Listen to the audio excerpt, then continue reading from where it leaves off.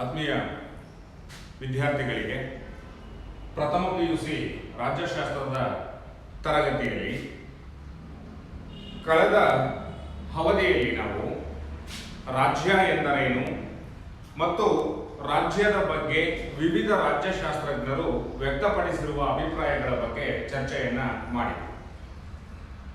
ಈ ತರಗತಿಯಲ್ಲಿ ರಾಜ್ಯದ ಪ್ರಾಮುಖ್ಯತೆ, ಇಂಪಾರ್ಟೆನ್ಸ್ ಆಫ್ ಸ್ಟೇಟ್, ರಾಜ್ಯದ ಪ್ರಾಮುಖ್ಯತೆಗಳು ಏನು, ಅಂದ್ರೆ ರಾಜ್ಯ ಎನ್ನುವ ಸಂಸ್ಥೆಯನ್ನ ಮಾನವ ಯಾಕೆ ನಿರ್ಮಾಣ ಮಾಡಿಕೊಂಡಿದ್ದಾನೆ, ರಾಜ್ಯ ಅನ್ನುವ ಸಂಸ್ಥೆಯ ಜವಾಬ್ದಾರಿಗಳು ಏನು ಅಥವಾ ಅದರ ಕೆಲಸಗಳು ಏನು ಅನ್ನುವಂತಹ ವಿಚಾರಗಳ ಬಗ್ಗೆ ಈ ತರಗತಿಯಲ್ಲಿ ನಾವು ಚರ್ಚೆಯನ್ನ ಮಾಡೋಣ. ವಿದ್ಯಾರ್ಥಿಗಳೇ, ನಿಮಗೆ ಗೊತ್ತಿದೆ, ಅರಿಸ್ಟಾಟಲ್ ಹೇಳಿರುವಂತೆ ಮಾನವನು ಸ್ವಭಾವತಃ ಸಮಾಜ ಜೀವಿ ಆಗಿದ್ದಾನೆ. ಹಾಗಾಗಿ ಮಾನವ ಉದ್ದೇಶಪೂರ್ವಕವಾಗಿ ರಾಜ್ಯವನ್ನ ನಿರ್ಮಿಸಿಕೊಂಡಿದ್ದಾನೆ ಎನ್ನುವಂತಹ ಮಾತನ್ನ ನಾವು ಇಲ್ಲಿ ಗಮನಿಸಬೇಕಾಗ್ತದೆ. ಇಲ್ಲಿ ಮಾನವ ಸ್ವಭಾವತಃ ಸಮಾಜ ಜೀವಿಯಾಗಿರುವುದರಿಂದ ಅವನು ಇತರರೊಂದಿಗೆ ಸೇರಿ ಜೀವನಕ್ಕಾಗಿ ಹಾತೊರೆಯುವಂತಹ ಒಂದು ಲಕ್ಷಣವನ್ನ ಹೊಂದಿದ್ದಾನೆ. ಮಾನವ ಹುಟ್ಟಿನಿಂದಲೇ ಸ್ವಭಾವದ ಸಮಾಜ ಜೀವಿಯಾಗಿರುವುದರಿಂದ ತನ್ನಂತೆಯೇ ಇರುವಂತಹ ವ್ಯಕ್ತಿಗಳ ಜೊತೆ ಸೇರಿ ಬದುಕುವುದು ಮಾನವನ ಮೂಲ ಉದ್ದೇಶ. ಹಾಗಾಗಿ ಅವನು ಕುಟುಂಬವನ್ನ ಕಟ್ಕೊಳ್ತಾನೆ, ಸಮುದಾಯವನ್ನ ಮಾಡಿಕೊಂಡ ಅನಂತರ ಸಮಾಜದಲ್ಲಿ ಜೀವನವನ್ನ ಮಾಡ್ತಾನೆ. ಆ ನಂತರ ಅವನು ರಾಜ್ಯ ಎನ್ನುವಂತಹ ಸಂಸ್ಥೆಯನ್ನ ಕಟ್ಕೊಳ್ತಾನೆ. ಹಾಗಾಗಿ ಮಾನವ ಸಮಾಜ ಜೀವಿಯಾಗಿರುವುದರಿಂದ ಮಾನವ ಉದ್ದೇಶಪೂರ್ವಕವಾಗಿ ರಾಜ್ಯವನ್ನ ನಿರ್ಮಿಸಿಕೊಂಡಿದ್ದಾನೆ ಎನ್ನುವಂಥದ್ದನ್ನು ನಾವು ಕಾಣ್ತೇವೆ. ಮಾನವನ ಸಮಾಜ ಜೀವಿಯ ಗುಣ ಅಂತಕ್ಕಂಥದ್ದು ಈಡೇರುವುದು ಎಲ್ಲಿ ಅಂತ ಹೇಳಿದ್ರೆ ರಾಜ್ಯ ಎನ್ನುವಂತಹ ಸಂಸ್ಥೆಯಲ್ಲಿ ಮಾತ್ರ. ಹಾಗಾಗಿ ಮಾನವ ಸಮಾಜ ಜೀವಿ ಆಗಿದ್ದಾನೆ ಹಾಗೂ ಕಲಹ ಜೀವಿಯೂ ಆಗಿದ್ದಾನೆ ಎನ್ನುವಂತಹ ಅಭಿಪ್ರಾಯವನ್ನ ಅರಿಸ್ಟಾಟಲ್ ವ್ಯಕ್ತಪಡಿಸುತ್ತಾನೆ ಅಂತಕ್ಕಂಥದ್ದು. ಇಲ್ಲಿ ಮಾನವ ಸಾಂಘಿಕ ಜೀವನ ಅಥವಾ ಸಮಾಜದಲ್ಲಿ ಜೀವನವನ್ನ ನಡೆಸುವಂತಹ ಸಂದರ್ಭದಲ್ಲಿ ಸ್ವ ಹಿತಾಸಕ್ತಿಗಳ ಘರ್ಷಣೆಯಿಂದಾಗಿ ಆಸ್ತಿಯ ಕಾರಣ ಅಥವಾ ಬೇರೆ ಬೇರೆ ಕಾರಣ ಅಥವಾ ಸ್ವಾರ್ಥದ ಕಾರಣಗಳಿಂದಾಗಿ ವ್ಯಕ್ತಿ ಮತ್ತು ವ್ಯಕ್ತಿಗಳ ನಡುವೆ ಸಂಘರ್ಷ ಅಂತಕ್ಕಂಥದ್ದು ಉದ್ಭವವಾಗುತ್ತದೆ. ಹಾಗಾಗಿ ಇಂತಹ ಸಂಘರ್ಷಗಳನ್ನ ನಿವಾರಣೆಯನ್ನ ಮಾಡಲು ಮತ್ತು ಮಾನವನ ವರ್ತನೆಯನ್ನ ನಿಯಂತ್ರಿಸಲು ರಾಜ್ಯ ಎನ್ನುವಂತಹ ಸಂಸ್ಥೆ ಅತ್ಯಂತ ಅಗತ್ಯವಾಗಿ ಬೇಕಾಗುತ್ತದೆ ಎನ್ನುವಂಥದ್ದನ್ನು ನಾವು ಕಾಣ್ತೇವೆ. ಹಾಗಾಗಿ ರಾಜ್ಯ ಮಾನವನ ವರ್ತನೆಗಳನ್ನ ನಿಯಂತ್ರಿಸುವಂತಹ ಜವಾಬ್ದಾರಿಯನ್ನ ಹೊಂದಿದೆ. ಹಾಗಾಗಿ ಮಾನವನಿಗೆ ರಾಜ್ಯ ಎನ್ನುವಂತಹ ಸಂಸ್ಥೆ ಅಂತಕ್ಕಂಥದ್ದು ಅತ್ಯಂತ ಅಗತ್ಯವಾಗಿ ಬೇಕಾಗ್ತದೆ. ಈಗ ಉದಾಹರಣೆ ನೋಡಿ, ಒಂದು ರಾಜ್ಯ ಎನ್ನುವಂತಹ ಸಂಸ್ಥೆಯಲ್ಲಿ ಮಾನವ ಜೀವನವನ್ನ ಮಾಡ್ತಾ ಇದ್ದಾನೆ. ಈ ರಾಜ್ಯ ಎನ್ನುವಂತಹ ಸಂಸ್ಥೆಯಲ್ಲಿ ಮಾನವ ಜೀವನ ನಡೆಸಬೇಕಾದ್ರೆ ಮಾನವನ ಮೂಲಭೂತ ಸ್ವಭಾವ ಏನು ಅಂತ ಹೇಳಿದ್ರೆ ಅವನು ಸಮಾಜ ಜೀವಿಯೂ ಆಗಿದ್ದಾನೆ ಮತ್ತು ಕಲಹ ಜೀವಿಯೂ ಆಗಿದ್ದಾನೆ. ಸಮಾಜ ಜೀವಿ ಆಗಿರುವುದರಿಂದ ಜೊತೆಯಾಗಿ ಬದುಕಲಿಕ್ಕೆ ಮಾನವ ಅಂತಕ್ಕಂಥವನು ಇಷ್ಟವನ್ನ ಪಡ್ತಾನೆ. ಇದನ್ನು ನಾವು ಸಾಂಘಿಕ ಜೀವನ ಅಂತ ಕರೀತೇವೆ. ಸಾಂಘಿಕ ಜೀವನ ನಡೆಸುವಂತಹ ಸಂದರ್ಭದಲ್ಲಿ ಮಾನವ ಮತ್ತು ಮಾನವರ ಮಧ್ಯೆ ಅಥವಾ ವ್ಯಕ್ತಿ ಮತ್ತು ವ್ಯಕ್ತಿಗಳ ಮಧ್ಯೆ ಸ್ವಹಿತಾಸಕ್ತಿಗಳ ಘರ್ಷಣೆಯಿಂದಾಗಿ ಸಂಘರ್ಷ ಅಂತಕ್ಕಂಥದ್ದು ಉಂಟಾಗ್ತದೆ, ಜಗಳಗಳು ಅಂತಕ್ಕಂಥದ್ದು ಸಹ ಉಂಟಾಗ್ತದೆ. ಇರ್ತಕ್ಕಂತಹ ಮಾನವರ ಮಧ್ಯೆ ಕಲಹಗಳು ಅಂತಕ್ಕಂಥದ್ದು ಉಂಟಾಗ್ತದೆ. ಈ ಮಾನವರ ಕಲಹಗಳನ್ನ ನಿಯಂತ್ರಿಸಿ ಆ ಮಾನವನ ವರ್ತನೆಗಳನ್ನ ನಿಯಂತ್ರಿಸುವ ಜವಾಬ್ದಾರಿ ಯಾರಪ್ಪ ಅಂತ ಹೇಳಿದ್ರೆ ಈ ರಾಜ್ಯ ಎನ್ನುವಂತಹ ಸಂಸ್ಥೆಯದ್ದು.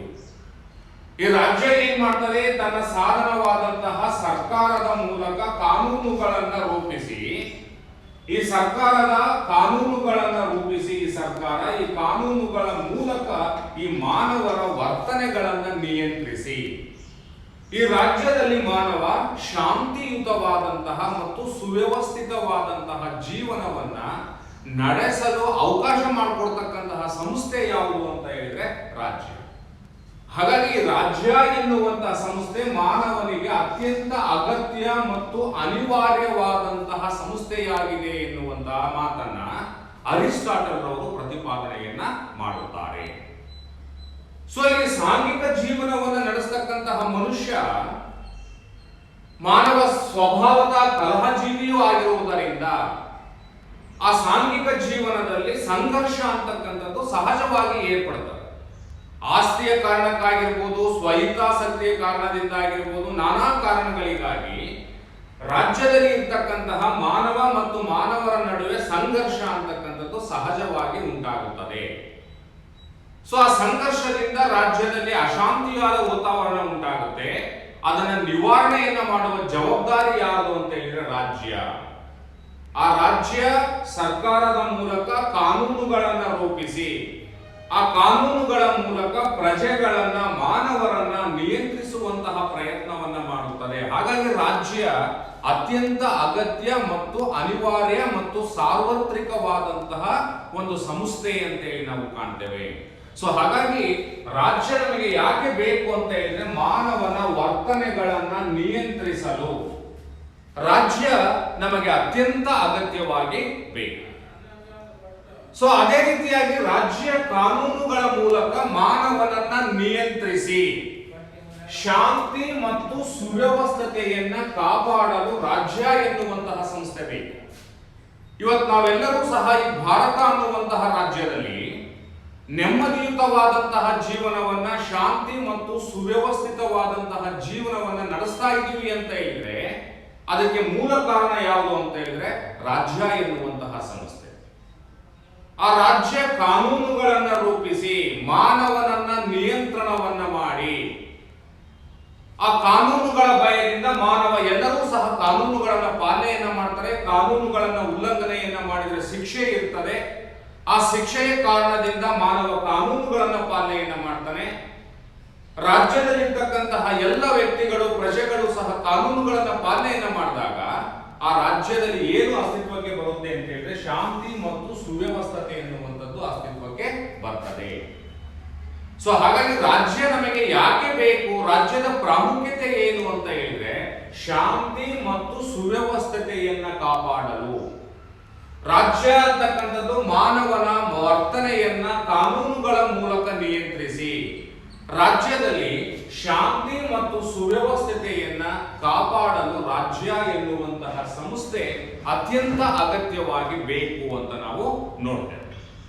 ಸೊ ಅದೇ ರೀತಿ ರಾಜ್ಯದ ಮತ್ತೊಂದು ಪ್ರಾಮುಖ್ಯತೆಯನ್ನು ನಾವು ನೋಡುವುದಾದರೆ ಇಲ್ಲಿ ರಾಜ್ಯ ಮಾನವನ ಬೇಡಿಕೆಗಳನ್ನ ಈಡೇರಿಸುತ್ತದೆ ಅಂತಕ್ಕಂಥದ್ದು. ಅಂದ್ರೆ ಇಲ್ಲಿ ಮಾನವನ ಬೇಡಿಕೆಗಳನ್ನ ಈಡೇರಿಸುವಂತಹ ಸಂಸ್ಥೆ ಯಾವುದು ಅಂತ ಹೇಳಿದ್ರೆ ರಾಜ್ಯ. ಸೊ ಈ ರಾಜ್ಯವನ್ನ ಮಾನವ ತನ್ನ ಬೇಡಿಕೆಗಳ ಈಡೇರಿಕೆಗಾಗಿಯೇ ಉದ್ದೇಶಪೂರ್ವಕವಾಗಿ ಮಾನವ ರಾಜ್ಯವನ್ನ ಕಟ್ಕೊಂಡಿದ್ದಾನೆ ಎನ್ನುವಂತಹ ಅಂಶವನ್ನ ನಾವೆಲ್ಲರೂ ಸಹ ಚರ್ಚೆಯನ್ನ ಮಾಡಿದ್ದೇವೆ. ಸೊ ಹಾಗಾಗಿ ರಾಜ್ಯದ ಜವಾಬ್ದಾರಿ ಏನು ಅಂತ ಹೇಳಿದ್ರೆ ಮಾನವನ ಬೇಡಿಕೆಗಳನ್ನ ಈಡೇರಿಸಬೇಕು. ನಾವು ಒಂದು ಸ್ವಲ್ಪ ರಾಜ್ಯ ಯಾಕೆ ಉಗಮವಾಯಿತು ಅನ್ನುವಂಥದ್ದನ್ನ ನಾವು ಅಂಶಗಳನ್ನ ನಾವು ಚರ್ಚೆ ಮಾಡುವುದಾದರೆ ಮಾನವ ಸ್ವತಂತ್ರವಾಗಿ ವಿಶಾಲವಾಗಿರ್ತಕ್ಕಂಥ ಭೂಪ್ರದೇಶದಲ್ಲಿ ಒಂಟಿಯಾದಂತಹ ಜೀವನವನ್ನ ನಡೆಸ್ತಾ ಇದ್ದ. ಅದನ್ನ ನೈಸರ್ಗಿಕ ಅವಧಿ ಅಂತ ಕರೀತೇವೆ. ಆ ನೈಸರ್ಗಿಕ ಅವಧಿಯಲ್ಲಿ ಮಾನವನಿಗೆ ಸಾವಿರಾರು ವರ್ಷಗಳ ಹಿಂದೆ, ಲಕ್ಷಾಂತರ ವರ್ಷಗಳ ಹಿಂದೆ ಮಾನವ ನೈಸರ್ಗಿಕ ಅವಧಿಯಲ್ಲಿ ಜೀವನವನ್ನ ಮಾಡ್ತಕ್ಕಂತಹ ಸಂದರ್ಭದಲ್ಲಿ ಅವನಿಗೆ ಯಾವುದೇ ರಾಜ್ಯದ ಬಗ್ಗೆ ಆಗಲಿ, ಸರ್ಕಾರದ ಬಗ್ಗೆ, ಕಾನೂನುಗಳ ಬಗ್ಗೆ ಯಾವುದೇ ಪೂರ್ವಜ್ಞಾನ ಅಂತಕ್ಕಂಥದ್ದು ಇರಲಿಲ್ಲ. ಅವನು ನೈಸರ್ಗಿಕ ಅವಧಿಯಲ್ಲಿ ಸಹಜವಾದಂತಹ ಮನುಷ್ಯನ ರೀತಿಯಲ್ಲಿ ಬದುಕ್ತಾ ಇದ್ದ. ಬೆಳಿಗ್ಗೆ ಎದ್ದೇಳ್ತಕ್ಕಂಥದ್ದು, ಹಸಿವಾದಾಗ ಬೇಟೆಯನ್ನ ಆಡ್ತಕ್ಕಂಥದ್ದು, ಆ ಬೇಟೆಯ ಮೂಲಕ ಆಹಾರವನ್ನ ಸೇವಿಸ್ತಕ್ಕಂಥದ್ದು, ನಂತರ ಎಲ್ಲಾದ್ರೂ ಒಂದು ಬೆಚ್ಚನಾಗಿರ್ತಕ್ಕಂಥ ಸ್ಥಳದಲ್ಲಿ ನಿದ್ದೆಯನ್ನ ಮಾಡ್ತಕ್ಕಂಥದ್ದು. ಆ ಸ್ಥಿತಿಯಲ್ಲಿ ಮನುಷ್ಯ ನೈಸರ್ಗಿಕ ಅವಧಿಯಲ್ಲಿ ಇದ್ದ.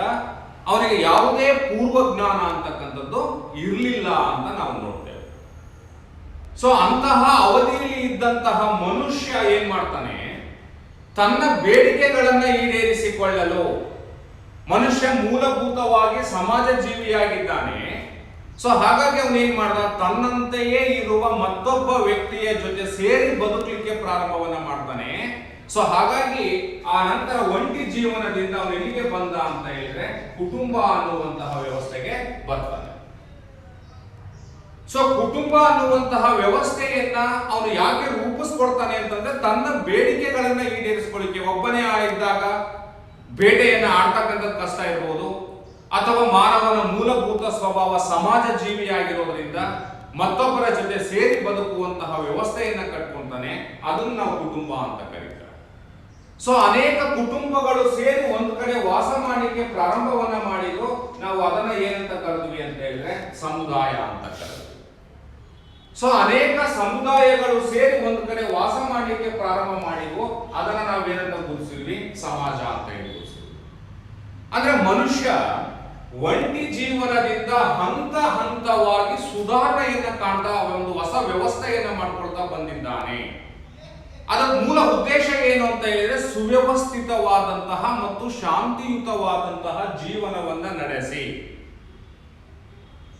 ನಡೆಸಬೇಕು ಅನ್ನುವಂತಹ ಉದ್ದೇಶದಿಂದ ಅವನು ಏನ್ ಮಾಡ್ದ, ಒಂದು ಹೊಸ ಸಂಸ್ಥೆಗಳನ್ನ ಕಟ್ಕೊಳ್ತಾ ಬಂದವನು.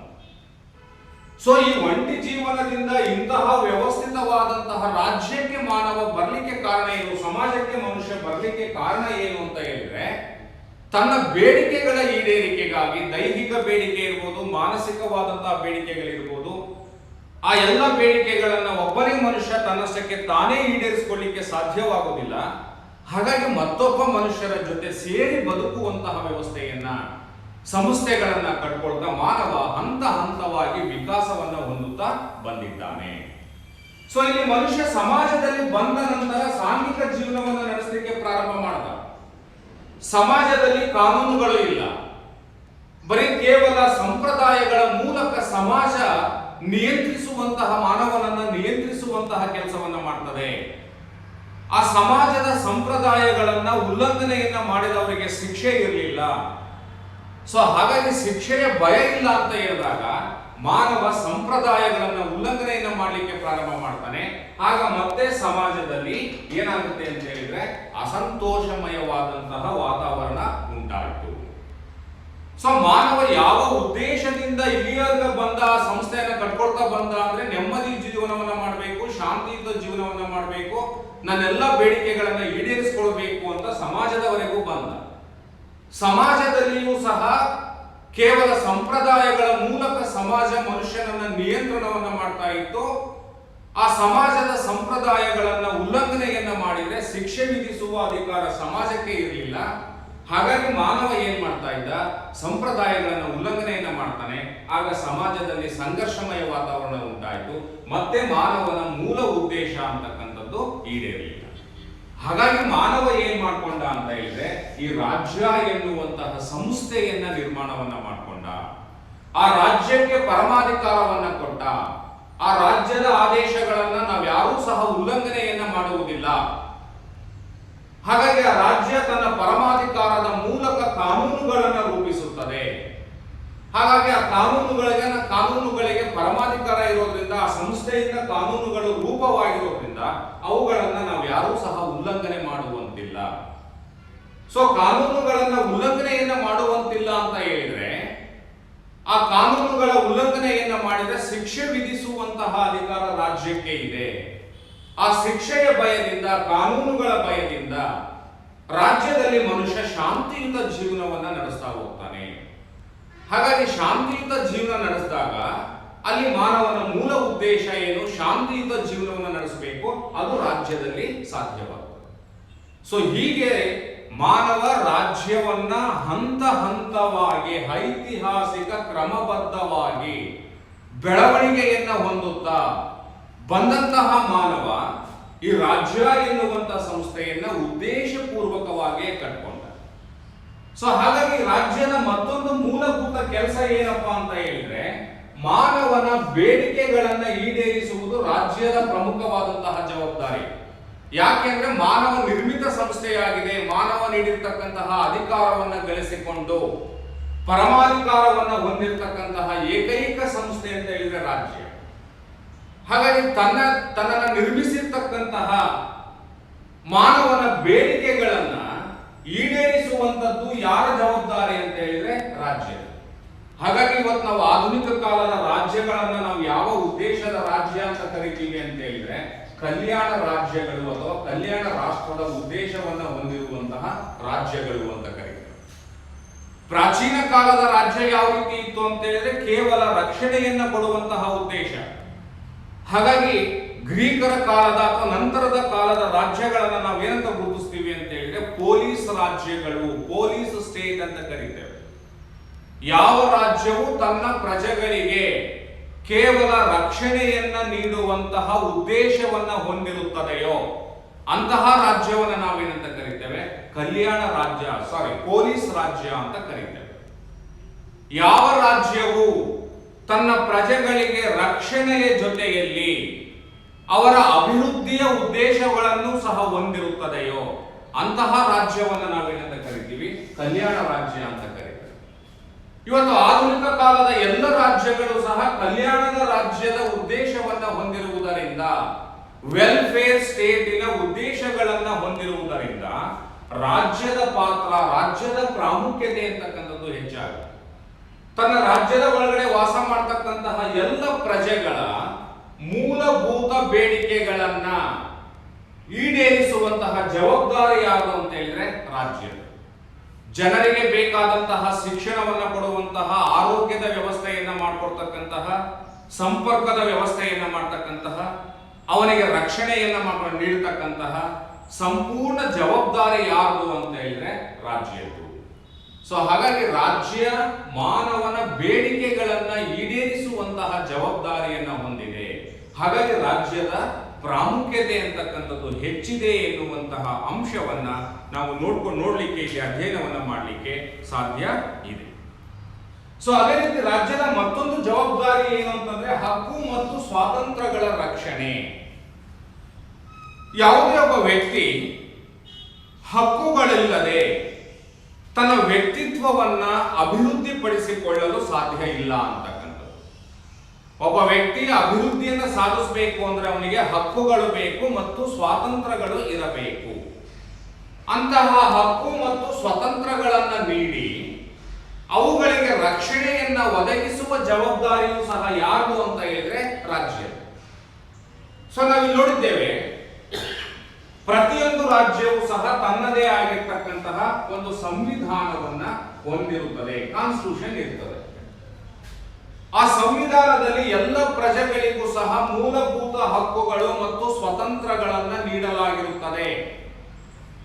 ಮಾತನಾಡ್ತಕ್ಕಂತಹ ಸ್ವಾತಂತ್ರ್ಯ, ವಿದ್ಯಾಭ್ಯಾಸ ಮಾಡ್ತಕ್ಕಂತಹ ಸ್ವಾತಂತ್ರ್ಯ, ಸಂಚರಿಸುವಂತಹ ಸ್ವಾತಂತ್ರ್ಯ, ಸಂಘ ಸಂಸ್ಥೆಗಳನ್ನು ಕಟ್ಕೊಳ್ತಕ್ಕಂತಹ ಹಕ್ಕು ಮತ್ತು ಸ್ವಾತಂತ್ರ್ಯ ಎಲ್ಲವೂ ಸಹ ನಮಗೆ ಯಾವುದರ ಮೂಲಕ ಲಭ್ಯ ಆಗಿದೆ ಅಂತ ಹೇಳಿದ್ರೆ ಸಂವಿಧಾನದ ಮೂಲಕ ಲಭ್ಯ ಆಗಿರುತ್ತದೆ. ಆ ರಾಜ್ಯ ಪ್ರತಿಯೊಬ್ಬ ಪ್ರಜೆಗೂ ಸಹ ಸಂವಿಧಾನಗಳ ಮೂಲಕ ಹಕ್ಕು ಮತ್ತು ಸ್ವಾತಂತ್ರ್ಯಗಳನ್ನ ನೀಡಿ ಅವುಗಳನ್ನ ಯಾರೂ ಉಲ್ಲಂಘನೆಯನ್ನ ಮಾಡದಂತೆ ರಕ್ಷಣೆ ಕೊಡೋದು ಯಾರು ಅಂತ ಹೇಳಿದ್ರೆ ಒನ್ಸ್ ಅಗೇನ್ ರಾಜ್ಯ. ನೋಡಿ, ನಾವೀಗ ಭಾರತ ಎನ್ನುವಂತಹ ರಾಜ್ಯದಲ್ಲಿ ವಾಸ ಮಾಡ್ತಾ ಇದ್ದೇವೆ. ನಮಗೆ ಸಂವಿಧಾನಾತ್ಮಕವಾಗಿಯೇ 6 ರೀತಿಯ ಮೂಲಭೂತ ಹಕ್ಕು ಮತ್ತು ಸ್ವಾತಂತ್ರ್ಯಗಳು ಲಭ್ಯವಾಗಿದ್ದಾವೆ.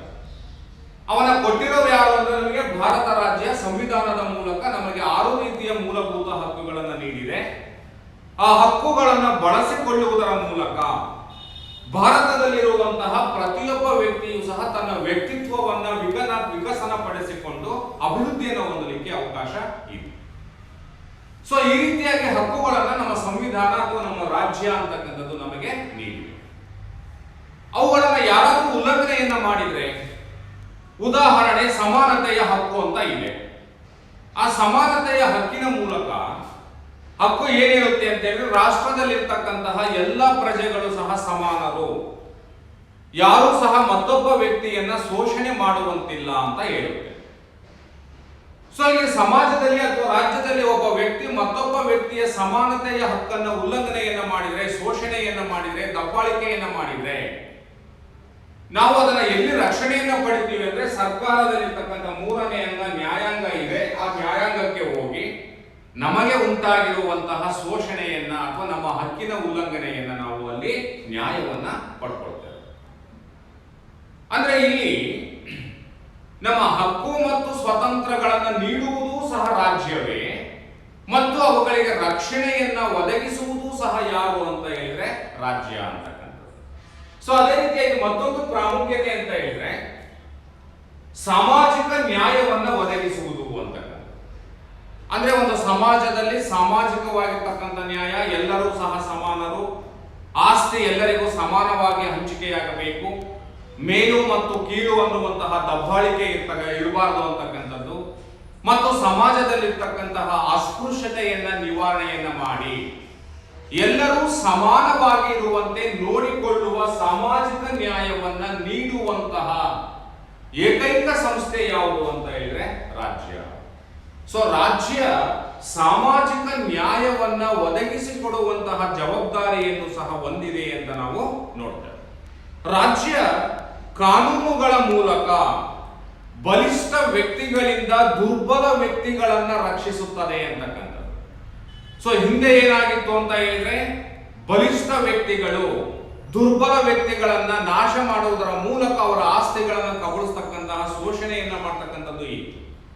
ಆದರೆ ರಾಜ್ಯ ಅಸ್ತಿತ್ವಕ್ಕೆ ಬಂದ ನಂತರ ದುರ್ಬಲ ವ್ಯಕ್ತಿಗಳಿಗೆ ಬಲಿಷ್ಠ ವ್ಯಕ್ತಿಗಳಿಂದ ರಕ್ಷಣೆಯನ್ನು ಒದಗಿಸುವುದು ಯಾವುದು? ಕಾನೂನುಗಳ ಮೂಲಕ ಅಂತ ಹೇಳಿದ್ರೆ ರಾಜ್ಯ ಎನ್ನುವಂತಹ ಸಂಸ್ಥೆ ಅಂತಕ್ಕಂಥದ್ದು. ಸೊ ಹೀಗಾಗಿ ಸಮಾಜದಲ್ಲಿ ಶೈಕ್ಷಣಿಕವಾಗಿ, ಆರ್ಥಿಕವಾಗಿ ಮತ್ತು ಸಾಮಾಜಿಕವಾಗಿ ಹಿಂದುಳಿದ ವರ್ಗಗಳ ಮತ್ತು ತುಳಿತಕ್ಕೆ ಒಳಗಾಗಿರ್ತಕ್ಕಂತಹ ವರ್ಗಗಳು ಮತ್ತು ಮಹಿಳೆಯರ ಪ್ರಗತಿಗೆ ಅನೇಕ ಕಾರ್ಯಕ್ರಮಗಳನ್ನ ರಾಜ್ಯ ಹಮ್ಮಿಕೊಳ್ಳುವುದರ ಮೂಲಕ ಸಾಮಾಜಿಕ ನ್ಯಾಯವನ್ನ ಒದಗಿಸುವಂತಹ ಕಾರ್ಯವನ್ನು ಸಹ ಯಾರು ನಿರ್ವಹಿಸ್ತಾರೆ ಅಂತ ಹೇಳಿದ್ರೆ ರಾಜ್ಯ ಎನ್ನುವಂತಹ ಸಂಸ್ಥೆ ನಿರ್ವಹಿಸುತ್ತದೆ ಅಂತಕ್ಕಂಥದ್ದು. ಸೊ ಹಾಗಾಗಿ ಇಲ್ಲಿ ಏನಾಗುತ್ತೆ ಅಂತ ಹೇಳಿದ್ರೆ ಅರಿಸ್ಟಾಟಲ್ ಅವರು ಒಂದ್ ಕಡೆ ಹೇಳ್ತಾರೆ, ರಾಜ್ಯವು ವ್ಯಕ್ತಿಯ ಜೀವನಾವಶ್ಯಕತೆಗಳನ್ನು ಪೂರೈಸಲು ಅಸ್ತಿತ್ವಕ್ಕೆ ಬಂದಿದೆ, ಹಾಗೆಯೇ ಅವನ ಜೀವನವನ್ನ ಉತ್ತಮಗೊಳಿಸಲು ತನ್ನ ಅಸ್ತಿತ್ವವನ್ನು ಮುಂದುವರಿಸಿಕೊಂಡು ಹೋಗುತ್ತಿದೆ ಅಂತೇಳಿ ಹೇಳ್ತಾರೆ. ಅಂದ್ರೆ ಈ ರಾಜ್ಯ ಎನ್ನುವಂತಹ ಸಂಸ್ಥೆ ಮಾನವನ ಅವಶ್ಯಕತೆಗಳನ್ನ ಪೂರೈಸಲು ಅಸ್ತಿತ್ವಕ್ಕೆ ಬಂದಿದೆ. ಸೊ ಹಾಗೆಯೇ ಅವನ ಜೀವನವನ್ನ ಉತ್ತಮಪಡಿಸುವಂತಹ ಉದ್ದೇಶದಿಂದ ತನ್ನ ಅಸ್ತಿತ್ವವನ್ನ ಮುಂದುವರಿಸಿಕೊಂಡು ಹೋಗ್ತಾ ಇದೆ ಎನ್ನುವಂತಹ ಅಭಿಪ್ರಾಯವನ್ನ ಅರಿಸ್ಟಾಟಲ್ ರವರು ವ್ಯಕ್ತಪಡಿಸಿದ್ದಾರೆ ಅಂತಕ್ಕಂಥದ್ದು. ಹಾಗೆಯೇ ಸಾಕ್ರೆಟಿಸ್ ಅವರು ಸಹ ಏನಿರ್ತಾರೆ ಅಂತ ಹೇಳಿದ್ರೆ ಈ ರಾಜ್ಯ ಅನ್ನುವಂಥದ್ದು ವ್ಯಕ್ತಿಗೆ ಜೀವ ನೀಡುವಂತಹ ತಾಯಿ ಇದ್ದಂತೆ ಎನ್ನುವಂತಹ ಅಭಿಪ್ರಾಯವನ್ನ ವ್ಯಕ್ತಪಡಿಸಿದ್ದಾರೆ. ಒಬ್ಬ ವ್ಯಕ್ತಿಗೆ ತಾಯಿ ಎಷ್ಟು ಮುಖ್ಯವೋ, ಜೀವನವನ್ನ ನೀಡುವಂತಹ ಜೀವವನ್ನ ನೀಡುವಂತಹ ತಾಯಿ ಎಷ್ಟು ಮುಖ್ಯವೋ ಹಾಗೆಯೇ ವ್ಯಕ್ತಿಗಳಿಗೆ ರಾಜ್ಯವೂ ಸಹ ಅಷ್ಟೇ ಮುಖ್ಯ ಎನ್ನುವಂತಹ ಹೇಳಿಕೆಯ ಮೂಲಕ ಈ ರಾಜ್ಯದ ಪ್ರಾಮುಖ್ಯತೆಯನ್ನು ಅವರು ನಮಗೆ ತಿಳಿಸಿದ್ದಾರೆ. ಸೊ ಹೀಗೆ ರಾಜ್ಯ ಎನ್ನುವಂತಹ ಒಂದು ಸಂಸ್ಥೆ ಅಸ್ತಿತ್ವಕ್ಕೆ ಬಂದು ತನ್ನ ಕಾರ್ಯಗಳನ್ನು ನಿರ್ವಹಿಸಿಕೊಳ್ಳುತ್ತಾ ಮಾನವನ ಬೇಡಿಕೆಗಳನ್ನ ಮತ್ತು ಮಾನವನಿಗೆ ರಕ್ಷಣೆಯನ್ನ ನೀಡುವುದರ ಮೂಲಕ ರಾಜ್ಯ ಎನ್ನುವಂತಹ ಒಂದು ಸಂಸ್ಥೆ ಮುಂದುವರೆಕೊಂಡು ಹೋಗ್ತಾ ಇದೆ. ಸೊ ಇಲ್ಲಿ ರಾಜ್ಯಕ್ಕೆ ಪರಮಾಧಿಕಾರ ಇರುವಂತಹ ಏಕೈಕ ಸಂಸ್ಥೆ ಯಾವುದು ಅಂತ ಹೇಳಿದ್ರೆ ರಾಜ್ಯ. ರಾಜ್ಯಕ್ಕೆ ಪರಮಾಧಿಕಾರ ಇರಲಿಲ್ಲ ಅಂತ ಹೇಳಿದ್ರೆ ರಾಜ್ಯ ತನ್ನ ಅಸ್ತಿತ್ವವನ್ನು ಕಳ್ಕೊಳ್ತದೆ, ಆ ಮೂಲಕ ಇಡೀ ಮಾನವ ಕುಲವೇ ನಾಶವಾಗಿ ಹೋಗಿಬಿಡುತ್ತದೆ. ಈಗ ಉದಾಹರಣೆ ನೋಡಿ, ಒಂದು ರಾಜ್ಯ ಇದೆ, ಈ ರಾಜ್ಯಕ್ಕೆ ಹೆಚ್ಚಿನ ಯಾವುದೇ ಅಧಿಕಾರ ಇಲ್ಲ ಅಂತ ಹೇಳಿ ಈ ರಾಜ್ಯದಲ್ಲಿ 10 ಜನ ವಾಸ ಮಾಡ್ತಾ ಇದ್ದಾರೆ ಅಂತ ಹೇಳಿ ಅನ್ಕೊಳ್ಳಿ. ಈ ರಾಜ್ಯಕ್ಕೆ ಪರಮಾಧಿಕಾರ ಇಲ್ಲ ಅಂತ ಹೇಳಿದ್ರೆ ಕಾನೂನುಗಳು ಇಲ್ಲ ಅಂತ ಹೇಳಿದಾಗ ಈ 10 ಜನ ಒಂದೇ ರೀತಿಯ ದೈಹಿಕ ಸಾಮರ್ಥ್ಯವನ್ನು ಹೊಂದಿರೋದಿಲ್ಲ. ಒಂದು 5 ಜನ ವೀಕ್ ಇರಬಹುದು, 5 ಜನ ಪ್ರಬಲರಾಗಿರ್ತಾರೆ. ಆ ದುರ್ಬಲರು ಮತ್ತು ಪ್ರಬಲರ ಮಧ್ಯೆ ಪೈಪೋಟಿ ಉಂಟಾಗುತ್ತೆ. 5 ಜನ ದುರ್ಬಲರು ಏನಿದ್ರು ನಾಶವಾಗ್ತಾರೆ. ಆಗ ರಾಜ್ಯದಲ್ಲಿ ಎಷ್ಟು ಜನ ಉಳ್ಕೊಳ್ತಾರೆ? ಕೇವಲ 5. ಸೊ 5 ಜನರು ಸಹ ಸಮಾನವಾಗಿರ್ತಕ್ಕಂತಹ ಸಾಮರ್ಥ್ಯವನ್ನ ಹೊಂದಿರೋದಿಲ್ಲ. ಆಗ ರಾಜ್ಯದಲ್ಲಿ ಆ 5 ಜನಗಳ ಮಧ್ಯೆ ಘರ್ಷಣೆ ಉಂಟಾಗುತ್ತೆ. ಆಗ 4 ಜನ ನಾಶವಾಗಿ ಹೋಗ್ತಾರೆ. ರಾಜ್ಯದಲ್ಲಿ ಯಾರು ಉಳ್ಕೊಳ್ತಾರೆ? ಒಬ್ಬನೇ ಉಳ್ಕೊಳ್ತಾನೆ. ಆ ಒಬ್ಬನೇ ಕಾಲಕ್ರಮೇಣ ಮರಣವನ್ನು ಹೊಂದುತ್ತಾನೆ. ಇಡೀ ಮಾನವ ಕುಲವೇ ನಾಶವಾಗಿ ಹೋಗಿಬಿಡುತ್ತದೆ. ಹಾಗಾಗಿ ಮಾನವ ಕುಲದ ರಕ್ಷಣೆ ಅಂತಕ್ಕಂಥದ್ದು ಸಹ ರಾಜ್ಯದ ಪ್ರಮುಖವಾಗಿರ್ತಕ್ಕಂತಹ ಪಾತ್ರ. ರಾಜ್ಯ ಸರ್ಕಾರದ ಮೂಲಕ, ಸರ್ಕಾರ 3 ಅಂಗಗಳ ಮೂಲಕ ಕಾನೂನುಗಳನ್ನ ಮಾಡಿ, ಆ ಕಾನೂನುಗಳನ್ನ ಜಾರಿಗೊಳಿಸಿ, ಆ ಕಾನೂನುಗಳನ್ನ ಉಲ್ಲಂಘನೆ ಮಾಡಿದಂತಹ ವ್ಯಕ್ತಿಗಳಿಗೆ ಶಿಕ್ಷೆಯನ್ನು ಕೊಟ್ಟು ಜನರನ್ನ ನಿಯಂತ್ರಣದಲ್ಲಿ ಇಟ್ಟಿರೋದ್ರಿಂದ ಇವತ್ತು ರಾಜ್ಯ ಎನ್ನುವಂತಹ ಸಂಸ್ಥೆ ತನ್ನ ಅಸ್ತಿತ್ವವನ್ನ ಇಟ್ಕೊಂಡು ಮುಂದುವರಿತಾ ಇದೆ. ಇಲ್ಲ ಅಂತ ಹೇಳಿದ್ರೆ ಈ ರಾಜ್ಯ ಅನ್ನುವಂತಹ ಸಂಸ್ಥೆ ನಾಶವಾಗಿ ಹೋಗಿಬಿಡುತ್ತದೆ ಹಾಗೂ ಮಾನವ ಸಂತತಿಯು ಕೂಡ ನಾಶವಾಗಿ ಹೋಗುವ ಸಾಧ್ಯತೆ ಇರ್ತದೆ.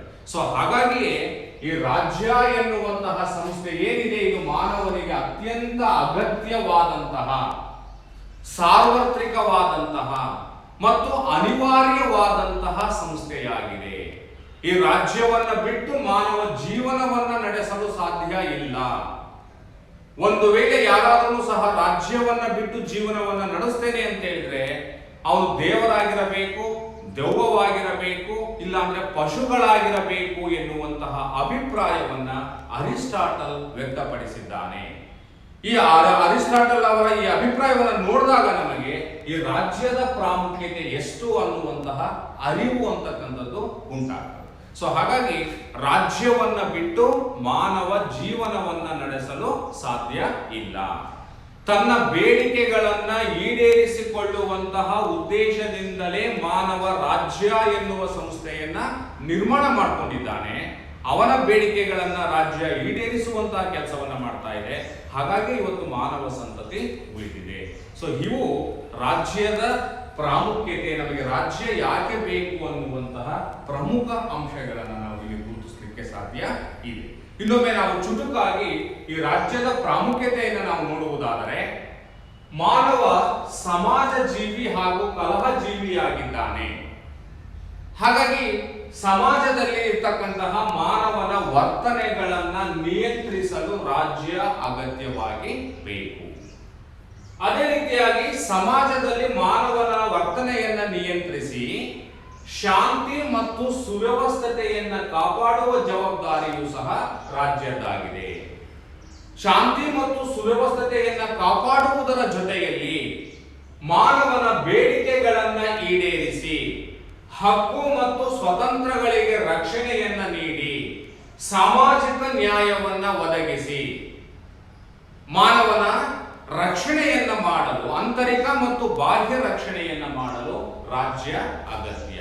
ಸೊ ಇವೆಲ್ಲವನ್ನು ಸಹ ನಾವೇನಂತ ಕಾಣ್ತೀವಿ ಅಂತ ಹೇಳಿದ್ರೆ ರಾಜ್ಯದ ಪ್ರಾಮುಖ್ಯತೆಗಳು ಅನ್ನುವಂತಹ ಅಂಶವನ್ನ ನಾವಿಲ್ಲಿ ಗಮನಿಸಬೇಕಾಗ್ತದೆ. ಸೊ ವಿದ್ಯಾರ್ಥಿಗಳೇ, ರಾಜ್ಯ ಎನ್ನುವಂತಹ ಮಾನವ ನಿರ್ಮಿತ ಸಂಸ್ಥೆ ಏನಿದೆ ಅದು ಅತ್ಯಂತ ಅಗತ್ಯ ಮತ್ತು ಅನಿವಾರ್ಯವಾದಂತಹ ಸಂಸ್ಥೆಯಾಗಿದೆ ಅನ್ನುವುದನ್ನ ನಾವು ಗಮನದಲ್ಲಿ ಇಟ್ಕೊಳ್ಬೇಕು.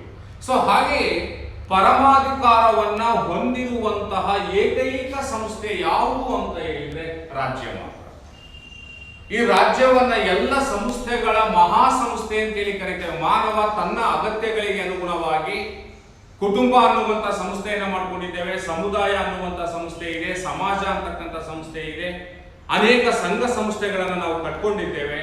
ಈ ಎಲ್ಲ ಸಂಸ್ಥೆಗಳಿಗೂ ಸಹ ಮಹಾಸಂಸ್ಥೆ ಯಾವುದು, ಹೆಚ್ಚಿನ ಪರಮಾಧಿಕಾರವನ್ನು ಹೊಂದಿರುವಂತಹ ಏಕೈಕ ಸಂಸ್ಥೆ ಯಾವುದು ಅಂತ ಹೇಳಿದ್ರೆ ರಾಜ್ಯ. ಹಾಗಾಗಿ ರಾಜ್ಯವನ್ನ ಸಂಸ್ಥೆಗಳ ಮಹಾಸಂಸ್ಥೆ ಅಂತ ಕರೀತೇವೆ. ಪರಮಾಧಿಕಾರವನ್ನ ಹೊಂದಿರುವಂತಹ ಏಕೈಕ ಸಂಸ್ಥೆ ಯಾವುದು ಅಂತ ಹೇಳಿದ್ರೆ ಈ ರಾಜ್ಯ ಅಂತಕ್ಕಂಥದ್ದು. ಸೊ ವಿದ್ಯಾರ್ಥಿಗಳೇ, ನಾವು ಇನ್ನು ಮುಂದಿನ ಹಂತದಲ್ಲಿ ಈ ರಾಜ್ಯದ ಮೂಲಾಂಶಗಳು ಯಾವುವು ಅನ್ನುವಂತಹ ವಿಚಾರವನ್ನ ಅಧ್ಯಯನವನ್ನ ಮಾಡಬೇಕಾಗ್ತದೆ. ಒಂದು ವ್ಯವಸ್ಥೆಯನ್ನ ನಾವು ರಾಜ್ಯ ಅಂತೇಳಿ ಕರಿಬೇಕಾದ್ರೆ ಅದಕ್ಕೆ 4 ಮೂಲಾಂಶಗಳಿರಬೇಕು. ಒಂದು ಜನಸಂಖ್ಯೆ ಇರಬೇಕು, 2ನೇದು ನಿರ್ದಿಷ್ಟ ಭೂಪ್ರದೇಶ ಇರಬೇಕು, 3ನೇದು ಸರ್ಕಾರ ಇರಬೇಕು, 4ನೇದು ಪರಮಾಧಿಕಾರ ಇರಬೇಕು. ಈ 4 ಮೂಲಾಂಶಗಳನ್ನು ಹೊಂದಿರುವ ವ್ಯವಸ್ಥೆಯನ್ನು ಸಹ ನಾವೇನಂತ ಕರಿತೀವಿ? ರಾಜ್ಯ ಅಂತ ಕರೀತಾರೆ. ರಾಜ್ಯ ಅಂತ ಕರಿಬೇಕಾದ್ರೆ ಜನರು ಇರಬೇಕು, ಮುಖ್ಯವಾಗಿ ಜನಸಂಖ್ಯೆ ಇರಬೇಕು. ಆ ಜನಸಂಖ್ಯೆ ವಾಸವನ್ನ ಮಾಡಲಿಕ್ಕೆ ನಿರ್ದಿಷ್ಟವಾಗಿರ್ತಕ್ಕಂತಹ ಗಡಿಗಳಿಂದ ಗುರುತಿಸಲ್ಪಟ್ಟಿರ್ತಕ್ಕಂತಹ ಭೂಪ್ರದೇಶ ಇರಬೇಕು. ಆ ಜನ ಮತ್ತು ನಿರ್ದಿಷ್ಟ ಭೂಪ್ರದೇಶವನ್ನ ವ್ಯವಸ್ಥಿತವಾಗಿ ನೋಡಿಕೊಳ್ಳಲು ಒಂದು ಸಾಧನ ಬೇಕು. ಆ ಸಾಧನ ಯಾವುದು ಅಂತ ಹೇಳಿದ್ರೆ ಸರ್ಕಾರ. ಆ ಸರ್ಕಾರವನ್ನು ನಾವು ಮೂರನೇ ಮೂಲಾಂಶ ಅಂತ ಕರೀತೇವೆ. ಈ ಮೂರು ಮೂಲಾಂಶಗಳು ಸರಿಯಾಗಿ ಕೆಲಸವನ್ನ ನಿರ್ವಹಿಸಬೇಕು ಅಂತ ಹೇಳಿದ್ರೆ ಆ ರಾಜ್ಯಕ್ಕೆ ಪರಮಾಧಿಕಾರ ಇರಬೇಕು. ಹಾಗಾಗಿ ಪರಮಾಧಿಕಾರವನ್ನ ನಾಲ್ಕನೇ ಮೂಲಾಂಶ ಅಂತ ಕರೀತೇವೆ. ಸೊ ಒಂದು ರಾಜ್ಯ ಅಸ್ತಿತ್ವಕ್ಕೆ ಬರಬೇಕಾದ್ರೆ ನಾಲ್ಕು ಮೂಲಾಂಶಗಳು, ರಾಜ್ಯದ ಮೂಲಾಂಶಗಳು ಅಂತ ಕರಿತೀವಿ. ಯಾವ್ಯಾವು ಅಂತ ಹೇಳಿದ್ರೆ ಒಂದು ಜನಸಂಖ್ಯೆ, ನಿರ್ದಿಷ್ಟ ಭೂಪ್ರದೇಶ, ಸರ್ಕಾರ ಮತ್ತು ಪರಮಾಧಿಕಾರ. ಈ ನಾಲ್ಕು ರಾಜ್ಯದ ಮೂಲಾಂಶಗಳಾಗಿವೆ ಅಂತಕ್ಕಂಥದ್ದು. ಸೊ ವಿದ್ಯಾರ್ಥಿಗಳೇ, ಮುಂದಿನ ತರಗತಿಯಲ್ಲಿ ನಾವು ರಾಜ್ಯದ ಮೂಲಾಂಶಗಳು ಎಂದರೇನು, ಆ ರಾಜ್ಯದ ಮೂಲಾಂಶಗಳಲ್ಲಿ ನಾಲ್ಕು ಮೂಲಾಂಶಗಳು ಯಾವ್ಯಾವು, ಆ ಒಂದೊಂದು ಮೂಲಾಂಶದ ಪಾತ್ರ ಏನು ಅನ್ನುವಂಥದ್ದನ್ನ ನಾವು ಮುಂದಿನ ತರಗತಿಯಲ್ಲಿ ಅಧ್ಯಯನವನ್ನ ಮಾಡೋಣ. ಧನ್ಯವಾದಗಳು.